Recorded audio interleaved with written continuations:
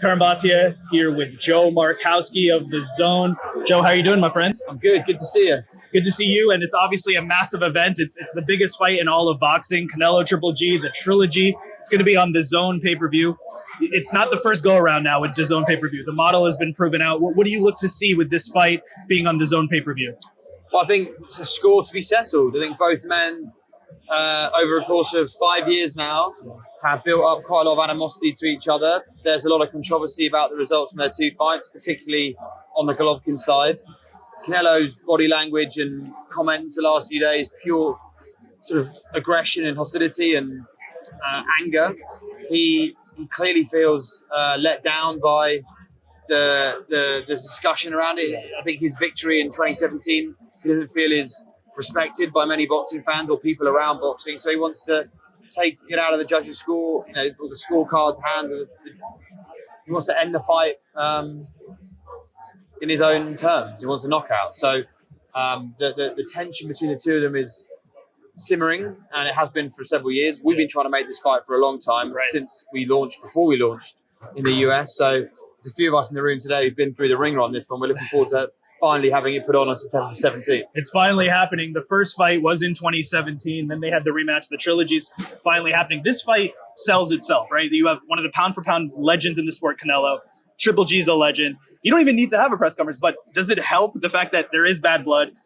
Canelo called him an asshole. It's obviously personal. I mean, that has to help in terms of public engagement and eventually viewers for this fight. It does help, but I think this fight, more than the vast majority of others, engages the casual fan. There are people who don't watch a lot of boxing who know the story and the beef between these two guys, and that obviously helps the broadcast to sell pay-per-views. So you're right, we've proven out that the DAZN pay-per-view model, it worked very well. We drove a huge audience on Cinco de Mayo with Canelo Bivol. I'm looking forward to run it back for a second time on September 17th. So yeah, there's lots to look forward to. And with the DAZN, we know that there's always been the best fights in the world on the DAZN platform. It seems like that's ever growing now. Anthony Joshua was on the DAZN in America, but now it will also be on the DAZN in the DAZN UK. So you have one of the heavyweights, the best heavyweights. We have Canelo Alvarez. What do you think about the health and the strength of the DAZN right now, both here in America and globally? Yeah, it's in the best place it's ever been in. COVID clearly was a significant challenge to the sports industry. We all went through our own version of the pain that inflicted on the industry, but that gave us an opportunity to reset a few things and refocus. We've come out of COVID, I think, the last 18 months, 12 months in particular, swinging. Canelo, Billy Joe Saunders, Canelo Bivol, a number of AJ fights. We've been very active, and from a financial perspective, we're in the best place we've ever been in. So I'm excited about that. I'm excited about the growth of our business, and I'm excited about this fight in particular, as I say, because it's one I've been working on for a while.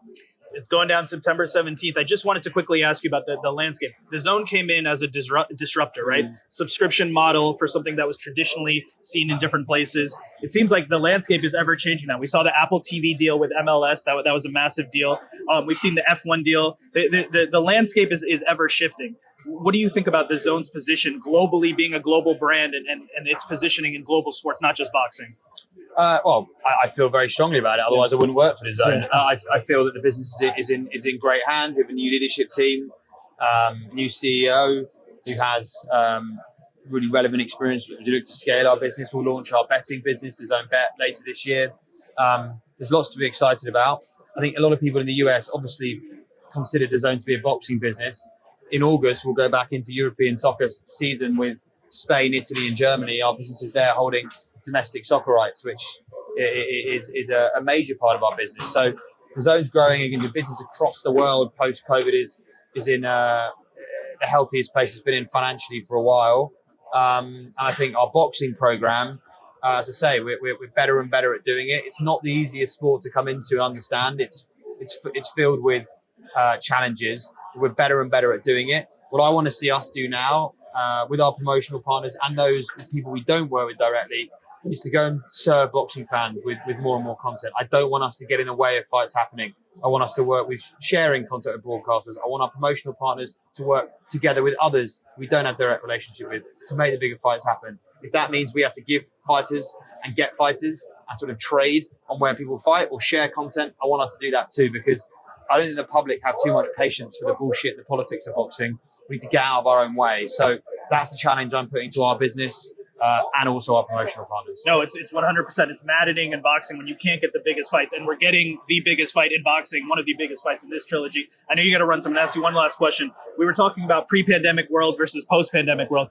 Pre-pandemic world, the zone in America, we know it's huge in elsewhere, Japan, Italy, all over. In America, it seemed like the zone was trying other things. We had change up the baseball show. We had Bellator, other things. Do you expect to see the zone in America expand to other offerings in America? Yeah, I think in the medium term, yes. But right now, we're focused on a sizable niche and being the best we can possibly be with our boxing business. As I say, that business is profitable. It's growing.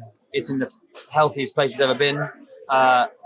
We don't want to distract ourselves from making that better. So right now, our markets elsewhere will focus on other things, soccer and baseball and motorsports, many others.